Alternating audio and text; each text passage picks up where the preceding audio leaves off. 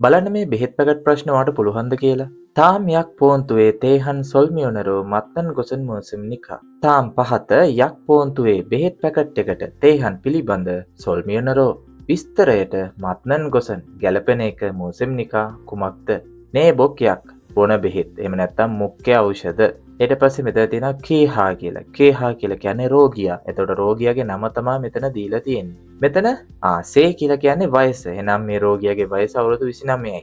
ඒ වගේම මෙතන නම් කියලා තියෙනවා යෝ කියලා තියෙනවා. නම් කියන්නේ නම්ජා කියන එක. යෝ කියන්නේ යෝජා කියන එක. ඒ කියන්නේ පිරිමි ගැහැණු. එතකොට මේ රෝගියා කාන්තාවක්. යෝ කියන එක නිරවුම් කරලා තියෙන්නේ. ඊට පස්සේ මෙතන තියෙනවා මේ බෙහෙත් ගන්න ඕන ක්‍රමය. දවසට ඉල් කියලානේ තියෙන්නේ. දවසට හේ කියලා කියන්නේ වරක් කියන එක. එහෙනම් දවසට 3 වරක් ගන්න ඕනේ. දවස් 4ක් යනකම්. ඉල් බුන් කියලා කියන්නේ දවස් ගණන. ශික්ෂා සම්සිප් බුන් කියලා ගහලා තියෙනවා. ආහාර ගැනීමෙන් විනාඩි 30කට බුන් කියලා කියන්නේ විනාඩි. විනාඩි 30කට කොහොමද? චොන් කියලා කියනවා පෙර, ඌ කියලා කියනවා පසු. එහෙනම් ආහාර ගැනීමට පෙර හෝ පසු කියලා තමයි මේ තියෙන්නේ. එතකොට මේක රවුම් කරලා තියෙන්නේ පසු කියන එක. හූනේ.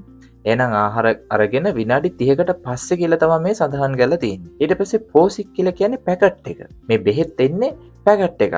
ඒ පැකට් එකක් තමයි අරන් බොන්න තියෙන්නේ. පැකට් එකේ බෙහෙත් ටැබ්ලට්ස් කීපයක් තියෙන පුළුවන්. පැකට් එකක් තමයි සම්පූර්ණයෙන් අරන් බොන්න තියෙන්නේ. එහෙනම් මේ පෝසික් කියලා කියන්නේ පැකට් එක. ඉතින් මේ වගේ එක පැකට් එකක් තමයි මෙයාට කෑමෙන් පස්සේ බොන්න තියෙන්නේ. පොක්කියොන් කියලා කියන්නේ භාවිතා කරනවා, ගන්නවා කියන අදහස. දැන් මෙතෙන්ට අනුව නම් බොන්න කියන අදහස තමයි තියෙන්නේ. පැකට් එකක් බොන්න කියන එක තමයි මේ තියෙන්නේ. යොන්ගෝ කියලා කියන්නේ ආලේපන. ඒ කියන්නේ ක්‍රීම්. ඒකත් දවසට එක් වරක් තමයි තියෙන්නේ. හැබැයි වරහන් ඇතුලේ විශේෂ කාරණාවක් තියෙනවා. ඒ මොකද්ද?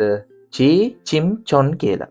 චී චිම් චොන් කියලා කියන්නේ චී චිම් කියන්නේ නින්ද. චොන් කියලා කියන්නේ පෙර. එහෙනම් නින්දට පෙර කියලා තමයි මේ ගහලා තියෙන්නේ. ඖෂධ නිකුත් කරලා තියෙන්නේ 2017 7 වෙනි මාසේ 17 වෙනිදා. කොහෙන්ද? හංගුක් යග්ගුක් එකෙන්. ඒ කියන්නේ කොරියානු ෆාමසියෙන්. යක්ෂා කියලා මෙතන කියන්නේ ඖෂධ වේදියාට. ඖෂධ වේදියාගේ නම තමයි මෙතන තියෙන්නේ. එහෙනම් අපි යමු මේකේ උත්තර හතරට. උත්තර හතරේ ගහලා තියෙනවා පළවෙනි එක යොන්ගෝනන්.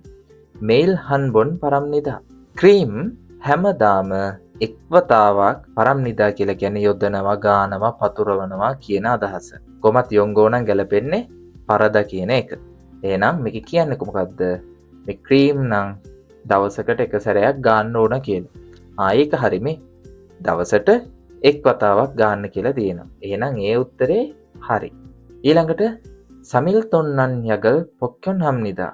දවස් 3ක් තුරාවට බෙහෙත් බොන්න තියෙනවා. නෑනේ. දවස් 4ක් යනකම්නේ. බොන බෙහෙත් තියෙන දවස් 4ක් යනකම්. එහෙනම් ඒක වැරදි. පක්ඛයන්ගීනන් නම්ජා ඉම්නිදා. පක්ඛයන්ගී කියන්නේ නමක් නේද? ඔව්. එයා නම්ජා කෙනෙක්ලු. නෑනේ. පක්ඛයන්ගී කියන්නේ රෝගියා කාන්තාවක්. යෝජානේ. ඉතින් ඒකින්ද ඒක වැරදි. පක්ෂානෝනන් සමුරහොප්සේ ඉම්නිදා. නෑනේ. එතන රෝගියාගේ වයසයි තියෙන්නේ. පක්ෂානෝ කියලා කියන්නේ යක්ෂා ඖෂධ වේදියා. ඉතින් ඒක නිසාත් මේක වැරදි. එහෙනම් ගැලපෙන උත්තරේ අංක 1.